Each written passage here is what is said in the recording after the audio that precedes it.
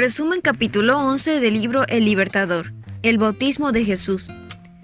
Las noticias de Juan el Bautista llegaron a los campesinos de las aldeas montañosas más remotas y a los pescadores que vivían a las orillas del mar, y en estos corazones sencillos y fervientes halló la más sincera respuesta.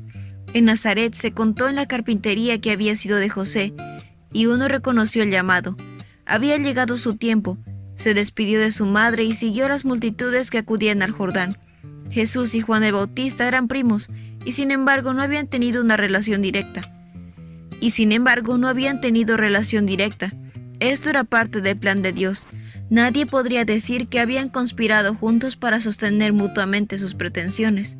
Juan conocía los eventos que habían señalado el nacimiento de Jesús y también sobre la visita a Jerusalén en su infancia y su vida sin pecado.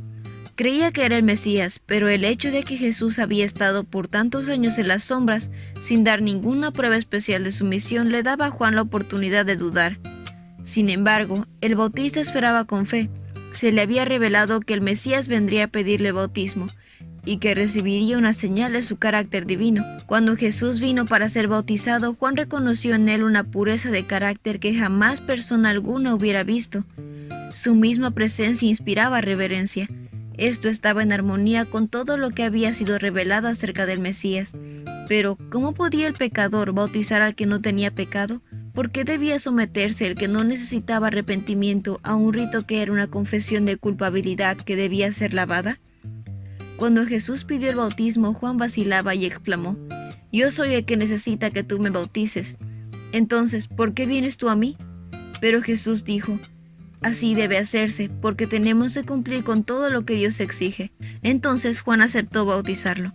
Después del bautismo, mientras Jesús salía del agua, los cielos se abrieron y vio al Espíritu de Dios que descendía sobre él como una paloma.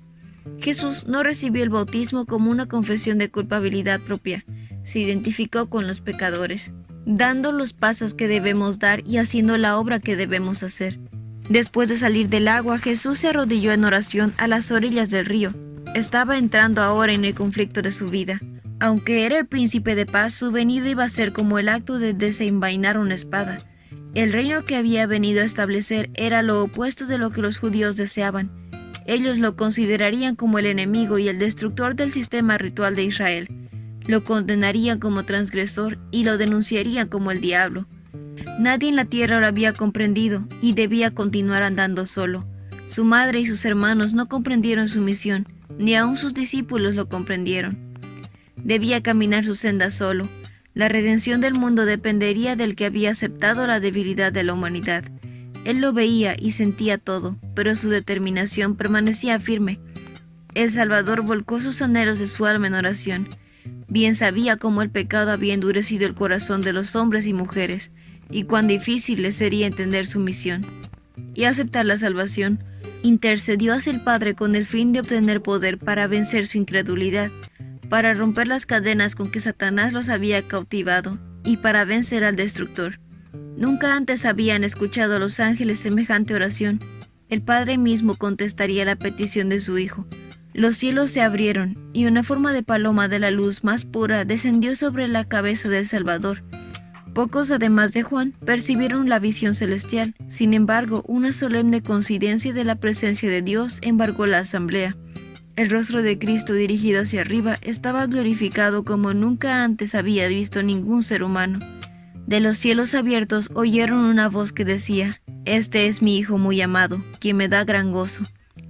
Juan había quedado profundamente conmovido. Cuando la gloria de Dios rodeó a Jesús y se oyó la voz del cielo, Juan supo que había bautizado al Redentor del mundo. Extendiendo la mano señaló a Jesús y exclamó: «Miren, el Cordero de Dios, quien quitará el pecado del mundo». Nadie de entre los oyentes, ni aun Juan mismo, entendió el significado de esas palabras, el Cordero de Dios. Muchos del pueblo de Israel consideraban los sacrificios de una manera muy semejante a la forma en que miraban sus sacrificios los paganos, como dones por cuyo medio podían apaciguar la ira de la deidad. Dios deseaba enseñarles que el don que los reconcilia con Él proviene de su amor. La gloria que se posó sobre Jesús es una garantía del amor de Dios para con nosotros. Nos habla del poder de la oración, de cómo la voz humana puede llegar al oído de Dios y ser aceptada a nuestras peticiones en los atrios celestiales. Por causa del pecado, la tierra fue separada del cielo, pero Jesús la ha conectado, otra vez con esferas de gloria.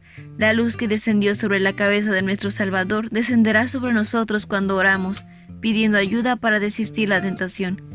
La voz que habló Jesús dice a toda alma creyente: «Este es mi Hijo muy amado, quien me da gran gozo». Nuestro Redentor ha abierto el camino, de manera que el más pecaminoso, el más oprimido y despreciado pueda tener acceso al Padre. Todos pueden tener un hogar en las mansiones que Jesús ha ido a preparar. Y ese fue el resumen del capítulo 11 del libro El Libertador. No olvides compartir este video con tus compañeros de clase o con las personas que tú crees que puedan necesitar este resumen. Nos vemos la próxima.